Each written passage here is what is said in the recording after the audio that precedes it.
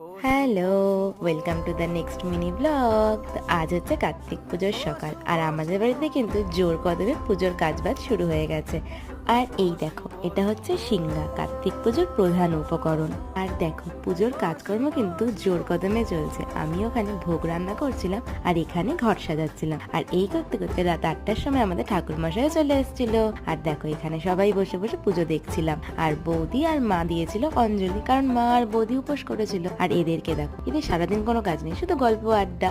না না, মজা করলাম আর কি। আর এখানে শ্রুতি, জলি এরা সবাই বসেছিল, আর পাড়ার সবাই প্রসাদ নিতে এসেছিল। আর পুজো শেষ হতে হতে প্রায় 10:30 বেজে গেছিল। আর এখানে আমি মাইলোকে একটু প্যাম্পার করছিলাম, কারণ ও সকাল থেকে বাধা ছিল। আর এই দেখো, রাত 10টার সময় অর্ণাদের আসার টাইম হয়েছিল। যাই হোক, এখানে সবাই খেতে বসেছিল। আর এই দেখো, এটা হচ্ছে আজকে আমাদের ভোগ। আর পুজো শেষে আমার বৌদির মা মানে কাকিমারা বাড়ি চলে গেল। যাই হোক, নেক্সট ভিডিও আসবে খুব তাড়াতাড়ি।